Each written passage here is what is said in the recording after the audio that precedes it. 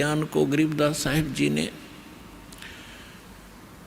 कि यदि आप किसी मित्र को, बहन भाई को या कोई और निकट के संपर्क वाले को कुछ बताना चाहोगे इस ज्ञान के बारे में, वो कति सुनने को तैयार नहीं, क्योंकि मन है उसके अंदर प्रभावी है, हैवी है मन। और उसी व्यक्ति को कोई ये कह दे, कहाँ जाते हो भाई, कि मैं जाता हूँ अमरनाथ पे, और उसको ये कह दे कि केदारनाथ पर जाने से बहुत लाभ होता है, तो पूछेगा कब जाएगा, मुझे भी ले चलना, नो ऑब्जेक्शन।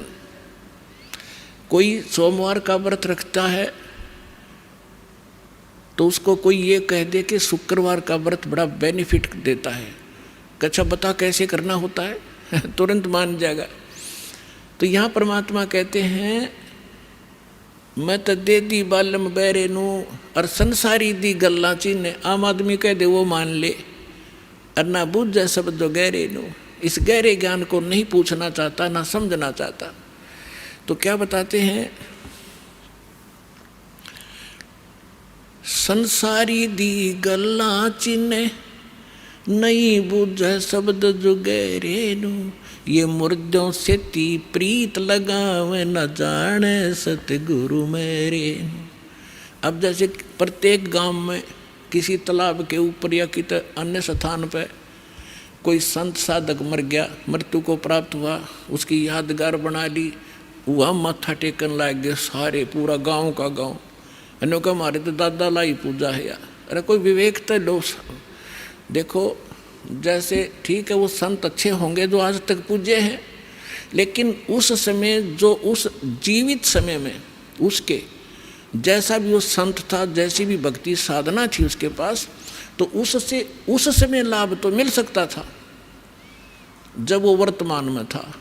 अब तो वैसे उसकी महिमा वैसे ठीक आदर करते रहो, लेकिन मोक्ष कति नहीं, लाभ नहीं मिलेगा। जैसे कोई डॉक्टर है, वैद्य है, और वो बहुत अच्छा वैद्य था और खूब अच्छी दवाई देता था, रोग नाश कर देता था, ठीक है, तो उस समय जो उसके संपर्क में आए तो उनका वो लाभ मिला।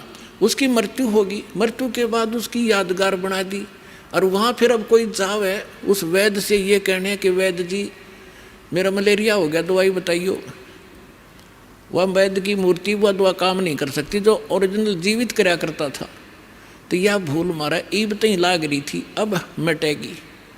तो क्या कहते हैं, मुर्दों से ती प्रीत लगावे ना बूझे शब्द जो गहरे नू, मुर्दों से ती प्रीत लगावे ना जाने सतगुरु मेरे नू, मैं तो दे दी है बालम बैरे नू, मैं तो दे दी है बालम बैरे नू। फिर क्या बताते हैं, श्वेत छतर सिर मुकुट विराजे, निराकार निराकार का ढोल पीट रखा था। कहते हैं उस सफेद अरस कुर्स पर सफेद गुम्मट है, जहाँ सतगुरु, जहाँ परमात्मा का डेरा, वहाँ एक बहुत बड़ा सुंदर महल है परमात्मा का, उस बहुत सुंदर गुम्बज टाइप है, उसके अंदर परमात्मा विराजमान है, सिंहासन के ऊपर सिर पे मुकुट है, और ऊपर श्वेत छत्र परमात्मा के तना हुआ है।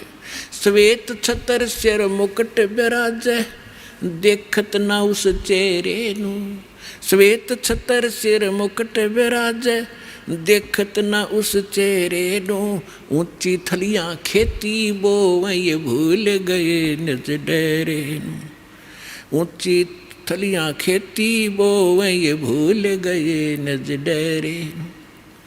अब क्या बताना चाहते हैं कि परमात्मा साकार है, मनुष्य सदृश्य है, सभी सदग्रंथों से दास ने प्रमाणित कर दिया आपके समक्ष। और जिन महापुरुषों ने भगवान मिले, सचखंड लेकर गए अपने निज स्थान पर, फिर उनको वापस छोड़ा, उन्होंने अपनी अमृतवाणी में एफिडेविट दे रखा है कौन है भगवान, कहाँ रहता है, कैसी सूरत है और क्या नाम है उसका। तो इन सभी प्रमाणों से आपको सिद्ध हो जाएगा कि कौन है भगवान और कैसी लीला करता है वो मालिक।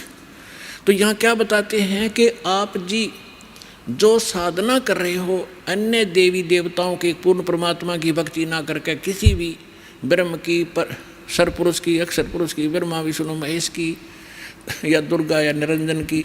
तो ये तो ऐसी साधना है जैसे कोई किसान ऊंचे स्थान पर, थली पर, पहले वर्षा पर आधारित थे सभी मानव समाज, और उस समय गरीबदास जी ने भी किसान थे। गरीबदास जी जाट ग्रुप में, जाट जाति से थे, और अपने वहाँ के साथी जो किसान थे उनको भी समझाना था। इसलिए बता रहे हैं कि जो मैं भक्ति बता रहा हूँ जिस भगवान की, उसकी साधना ना करके आप अन्य जो साधना कर रहे हो ऐसी है जैसे ऊंची थलियों पर, ऊंचे स्थानों पर बीज बो दिया, खेती कर ली, और जब थोड़ी बहुत वर्षा हुई तो वो उस थलियों का पानी एक समतल स्थल पर, डहर बोलते थे उसको, डहर, वहाँ आकर इकट्ठा हो जाता था, और उस स्थान को, डहर के अंदर पानी, वर्षा भी और आसपास के ऊंचे क्षेत्र का उसी में आ जाता था, और उसमें जब बोई जाती थी फसल,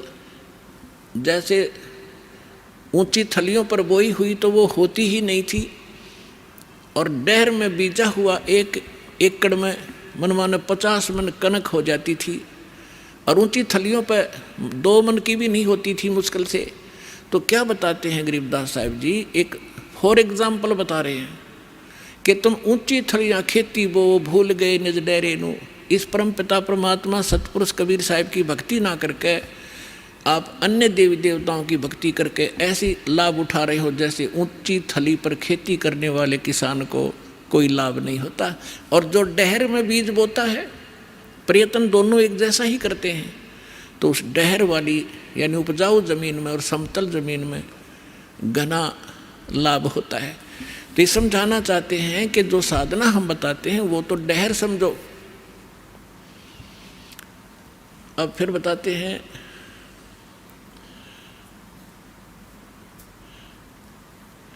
गोता मारूं स्वर्ग में, जा बैठूं पाताले, गरीबदास ढूंढता फेरूं अपने हीरे मोती लाल। चारों युग में मेरे संत पुकारे, और कूक कहा हम हेल रे, हीरे माणिक मोती बरस, ये जग चुगता ढेल रे। अब परमात्मा कबीर जी से प्राप्त ज्ञान को कैसे विश्लेषण कर रहे हैं गरीबदास जी। कबीर साहब बता रहे हैं कि चारों युगों में मैं आया, अच्छी आत्माओं को मिला, उनको तत्व ज्ञान और यथार्थ स्थान से परिचित करवाया, सतभक्ति से परिचित कराया, और ये चारों युग में संत पुकारे और कूक कहा हम हेल रे, हीरे माणिक मोती बरसे, ये जग चुगता ढेल रे। हम तत्व ज्ञान और यथार्थ साधना रूपी हीरे मोती लालों को बखेर रहे हैं, और आप जी इस ज्ञान से परिचित न होने के कारण इन लाल और हीरे मोतियों को ग्रहण ना करके कंकर पत्थर, आन उपासना रूपी कंकर पत्थर इकट्ठे कर रहे हो, जो तुम्हें बाद में कोई लाभ नहीं देगी। उसी को यहाँ प्रमाणित कर रहे हैं।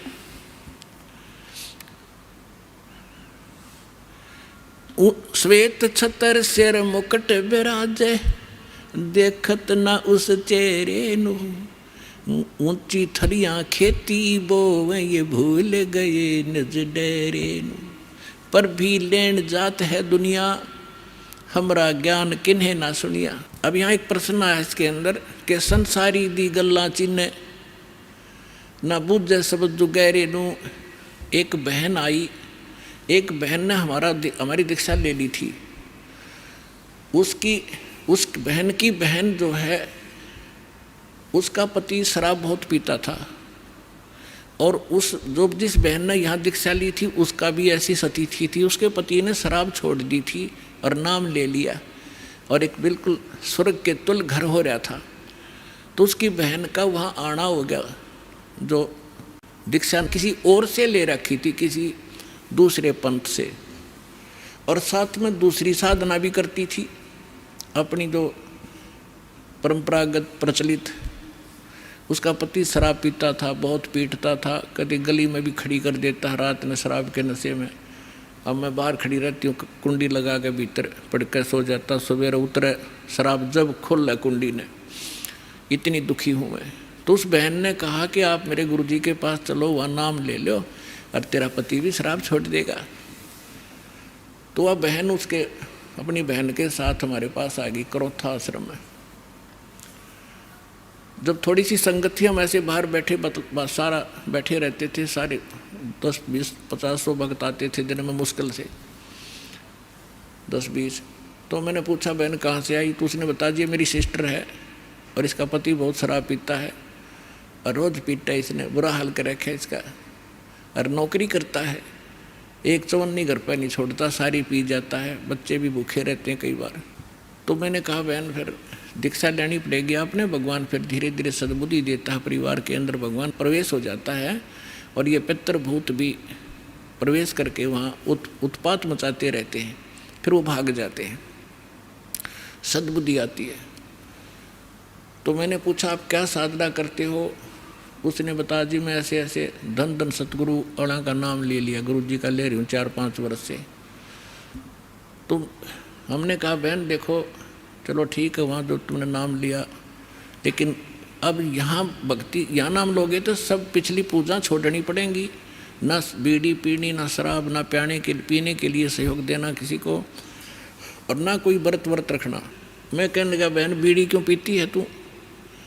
न बोली जी बीड़ी मैं पहले ना पिया करती, नाम लेने के बाद पीने लग गई। मैं कहा कमाल की बात है, दीक्षा लेने पीछे पाछे छोड़ा करें कि बुराई ग्रहण थोड़ी करते हैं। तो उसने क्या बताया जी, जिस सत्संग में हमारे गांव में होता था सत्संग, हम वहाँ जाती थी तो वो सभी को बीड़ी वितरित करती थी प्रसाद के रूप में, एक प्लेट में डाल कर, और साथ में एक माचिस और सींक रख देती थी, और न्यू क्या करती पीले पीले प्रसाद है होता है। मैं ना पिया करती पहले, पर उन्हें शिकायत दी, पीने लगी, यह बीमारी और ला ली मैंने, तो इसको तो मैं छोड़ दूंगी। फिर उसने बताया कि मैं व्रत रखती हूँ। मैं कौन सा व्रत रखती है कि शुक्रवार का। मैं बोला बेबे बहन ये सभी जो व्रत त्यागने पड़ेंगे जो भक्ति करना चाहती है। ने बोले जी व्रत ना छोड़ूँ मैं। उसकी बहन कहने लगी जब तक तू कह रही थी मैं सारी बात मान लूँगी, अब तो व्रत पड़ेगी। मैंने उसे पूछा बहन इस शुक्रवार का व्रत क्यों रखती है तू, किस लिए? तो वो कहने लगी कि मैंने कथा, क्या क्रिया होती है इसमें, क्या लाभ है इससे? वह कथा सुनाती है कि एक का पति विदेश चला गया था कोई काम धंधे के लिए, ऐसी कथा है। संतोषी माता के व्रत, शुक्रवार के व्रत से क्या लाभ है वो बताने लगी। और फिर उसकी काफ़ी वर्ष हो गए थे, उसके पति ने दूर चला गया, उसका भूल पड़ गई, घर नहीं आया। संतोषी माता एक बहन को दिखाई दी उसको, जिसका पति बाहर गया हुआ था दूर देश में, और उसने बताया कि तू मेरे 16 शुक्रवार के व्रत रख ले, तेरा पति घर आ जाएगा। तो उसने 16 शुक्रवार के व्रत रखे और 16वां शुक्रवार का जो व्रत था उसका पति घर आ गया, इसलिए उसकी पूजा करती हूँ। और मैं 13 रोज आवर रोज गड़े तो गड्ढे की शुक्रवार के व्रत ने अकल की चोर। चलो उसका तो पति दूर चला गया था, उसकी तो बुला लिया उसकी संतोषी माता ने, तेरा तो डेली आवर डेली गड़े तने, और फिर भी शुक्रवार का व्रत है कल तुम्हारे अंदर। तो यहाँ परमात्मा कहते हैं कि संसारी दी गल्ला चीने ना बूझे सब जो गहरे नु, सच्चाई से परिचित ना होना चाहते हैं, और ऊंची थलियाँ खेती वो ये भूल गए निज डेरे नु। फिर क्या बताते हैं कि ये संसार समझदा ना ही कहंदा श्याम दोपहरे नू। अपने आत्माओं 7-8 सत्संग यहाँ से हुआ था। भाई तन दर सुखिया कोई ना देखा, जो देखा सो दुखिया हो, उदय अस्त की बात करते हैं, मन सबका किया विवेका हो, सबका किया विवेका हो। यहाँ पर कहते हैं झूठे सुख को सुख है ये मान रहा मनमोद, ये सकन से बिना काल का कुछ मुख में कुछ गोद। तो क्या बताना चाहते हैं आदरणीय गरीबदास साहिब जी कि ये संसार समझदा नहीं कहंदा श्याम दोपहरे नू। जैसे एक शराब पिए पड़ा था, जेठ जून का महीना, हरियाणा क्षेत्र, पंजाब, राजस्थान, उत्तर प्रदेश, इसमें जून के अंदर एक भयंकर गर्मी गिरती है और शराब पी कर बाहर पड़ा बिल्कुल मैदान में, और उसका साथी कहता है कि उठ ले भाई बहुत दुखी है तू, मुंह में झागा रे, पसीना पसीना, रेते में लेटा हुआ है, उठ तुझे छाया में लेटा देता हूँ। वो शराब के नशे में कहता है छेड़ना मौज हो रही है, वहाँ धूप में पड़ा है, रेत के अंदर पड़ा है, पसीना पसीना है, और उसको कहता छोड़ दे मौज हो रही है। तो परमात्मा कहते तुमने भांग पी रखी काल की, कबीर ये माया अटपटी सब गट आनड़ी, और किस किस ने समझाऊं या कुआ भांग पड़ी। तो ऐसे हम इस दुख को सुख मान रहे हैं इस नशे के अंदर। फिर क्या बताते हैं, जैसे एक रिश्तेदार दूसरे रिश्तेदार को यानी मित्र या रिश्ते रिलेटिव को कोर्ट में मिला, कचहरियों में, और वहाँ मिलते ही हाथ मिलाते हैं और कहते और क्या हाल है, अकमौज हो रही है। कोर्ट में मौज का क्या काम, वहाँ तो घी बंधी रहती है। कोर्ट में भी मौज है, वहाँ गए हैं व्यक्ति को 2 मिनट में चिंता रहती है, वकील नहीं आया, गवाह नहीं आया, फलाना नहीं आया, और फिर और क्या हाल है, ठीक ठाक मौज है। कोर्ट में जाने वाले व्यक्ति को भी मौज है। फिर हॉस्पिटल में गया, किसी का कोई बच्चा बीमार था, मित्र आए वहाँ मिलने के लिए। अब उससे पूछते हैं और ठीक है, अपना लड़का तो बीमार है, बाकी मौज हो रही है, लड़का मरने को हो रहा है, बाकी ठीक ठाक है। तो परमात्मा कहते हैं ये संसार समझदा नाई कहंदा श्याम दोपहरे नो। जैसे जेठ का महीना और दोपहर के समय को, और कोई ये कहे कि ठंड सी लग रही है, तो उसने शाम देखी नहीं है। तो शाम के समय जो शीतलता होती है, तो दोपहर के समय वो धूप में जला हुआ भी ये कह रहा है कि कहंदा श्याम दोपहरे नू, यानी इस दुख को तुम सुख मान रहे हो, झूठे सुख को सुख कहे ये मान रहा मन मोदे, ये सकल चबीना काल का, कुछ मुख में कुछ गोदे।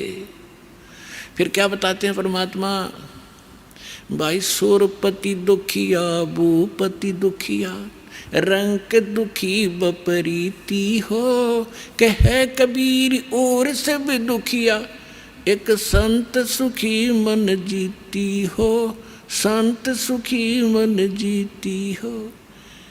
सुरपति देवताओं का राजा इंद्र भी दुखिया, और पूरी पृथ्वी का राजा भी दुखिया, और रंक तो स्वाभाविक दुखी, जो गरीब है वो तो दुखी है ही है।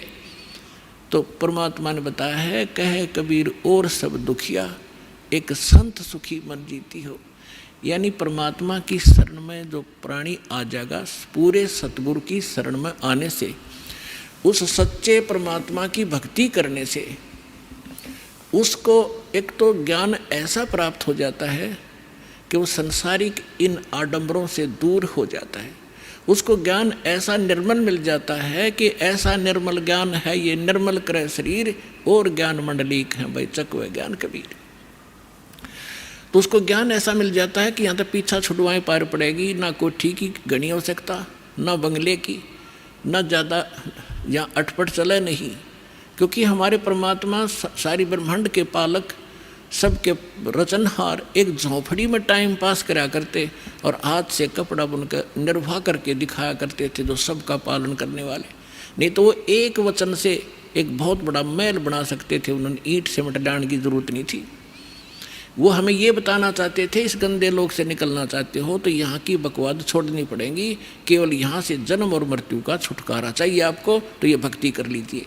गीता अध्याय नंबर 7 के श्लोक नंबर 29 में कहा है, गीता ज्ञान दाता कहता है कि जो मेरे ज्ञान को आश्रय कर लेता है और तत्वदर्शी संत की जो खोज कर लेता है, और वो व्यक्ति जो केवल जरा और मरण से छूटने का प्रयत्न कर रहे हैं, वो उस तत्व से परिचित हो चुके हैं और सारे दातम ज्ञान से परिचित हैं और वो सब कर्मों से परिचित हैं, वही प्राणी जरा और मरण से छूटने का प्रयत्न करते हैं, इस संसार के किसी सुख की वो कामना नहीं करते। तो यहाँ इस आने से आपको ये ज्ञान हो जाएगा और फिर ये समर्थ है। आपको जिस चीज़ की आवश्यकता होगी, बकवाद नहीं सुनेगा आपकी। आपको आवश्यकता होगी तो आपको तुरंत दे देगा, ला कहते कुछ भी कारण बनाओ। तो इसलिए यहाँ परमात्मा कहते हैं, कहे कबीर और सब दुखिया, एक संत सुखी मन जीती हो। मन जीतना यही होता है कि जैसे हमने यहाँ की ये जो नाचना गाना इसका तो ज्ञान ही हो गया, बकवादें बेमतलब की।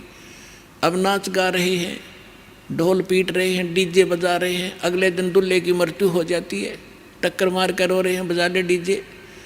तो यहाँ संत कहते हैं ना जाने, नानक साहब जी कहते हैं ना जाने काल की कर डारे, किस विध ढल जा पासावे, अर्जिना के सरते मौत खुड़क दी उनानु केड़ा हसावे। जिनको मौत दिखाई देती है, जिनको जाना है यहाँ से, पता है कि ना जाने कब बिजली गिर जाएगी, तो वो ये बकवाद नहीं कराया करते। अब कोई भयंकर रोगी है और उसको पता है कि कैंसर हो गई है और कुछ दिनों का मेहमान है, उसको वो सुनियो डीजे और करके दिखाओ बकवाद, उसको तो उंगलियां पर दिन गिनने पड़ते हैं कब मौत होगी, कितने दिन का जीवन है। तो हम सबको कैंसर है। परमात्मा कहते हैं कि जग सारा रोगी आरे, जिन सतगुरु वैद न जाना, जग सारा रोगी आरे। जन्म मरण का रोग लगा या तृष्णा बढ़री खांसी, और आवागमन की डोर गले में पड़ी काल की फांसी। तो हमने ये काल की फांसी दिखाई देनी चाहिए, और यहाँ से जब निकलने की जब श्रद्धा बनाएंगे तो हमारा मन जीता जाएगा, तब मन जीता जाएगा। इस ज्ञान से हम उल्टे हटेंगे और फिर परमात्मा साथ रहेगा। कहते हैं कल्पे कारण कौन है कर सेवा निकाम, सेवा माने पूजा, और मन इच्छा फल दूंगा जब पड़े मेरे ते काम।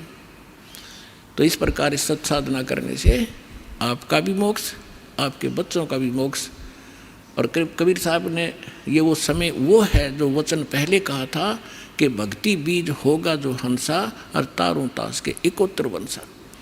अब हजारों वर्षों तक ये सत साधना चलेगी, पूरे विश्व में ये ज्ञान फैलेगा, या कोई सुखी नहीं है। चाहे कितना बड़ा अपने आप को प्रधानमंत्री मान रहा है, चाहे कितना वैभवशाली समझता है, उसने सपने में सुख नहीं है आज के युग में। तो इस ज्ञान से, इस भक्ति से आपकी आवश्यकता भी पूरी होगी और मन भाग जाएगा, आत्मा दृढ़ होगी, आपका मोक्ष होगा, सतलोक चले जाओगे, सदा सुखी हो जाओगे और रहना मर्यादा के अंदर।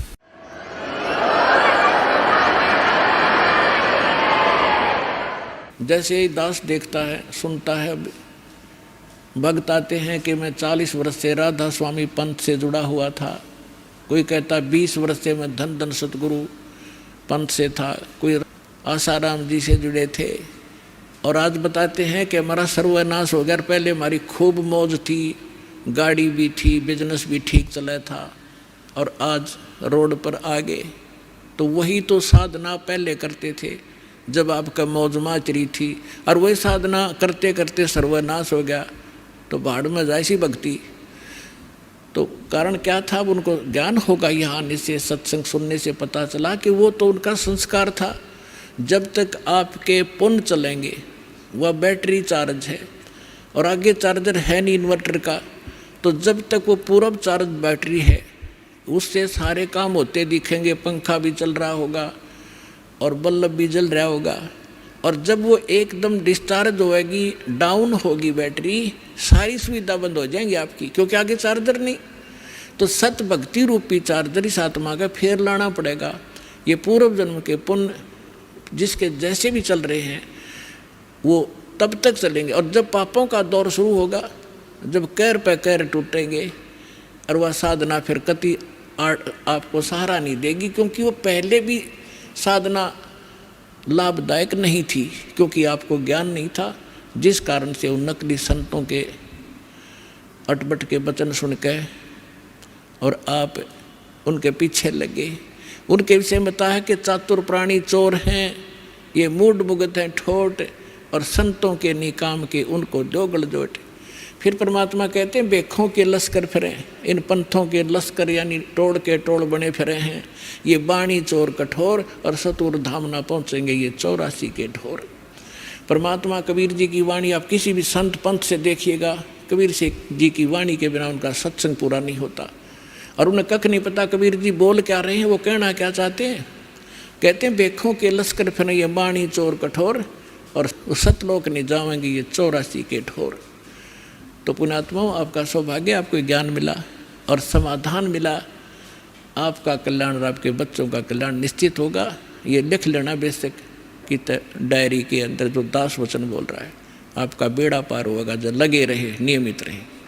इस दास ने जब से ये ज्ञान प्राप्त हुआ और परमेश्वर स्वरूप हमारे गुरुदेव ने जब आशीर्वाद दिया दास को कि आप दीक्षा दिया करो, दास तो ये उद्देश्य लेकर भी नहीं भक्ति कर रहा था कि एक दिन इतनी जिम्मेवारी का काम दास को प्राप्त होगा। तो उन्होंने कहा था कि इस विश्व में तेरे समान संत नहीं होगा। उस समय तो दास को ये बात गुरुदेव की ये भी नहीं लगी कि असत्य होगी, क्योंकि गुरु की बात कभी असत्य नहीं महसूस होती। लेकिन ये अपनी औकात से मैं परिचित था कि मैं तो एक भगत भी पूरा नहीं था, और ये कह रहे हैं कि तेरे बराबर संत नहीं होगा विश्व में। कहते हैं सतगुरु बोले, संत बोले सहज सुबह और पलट दे ब्रह्मंड। पुण्यात्माओं, आपके लिए सारा काम हुआ है, आपका सौभाग्य है।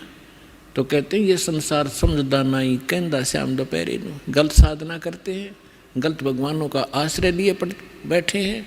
कहते हैं इसी को सुख मान रहे हो, और मानव शरीर प्राप्त करके यदि ये सत भक्ति और ये सत साधना आपने नहीं की तो गरीबदास ये वक्त जाते रोग इस पैरे नू।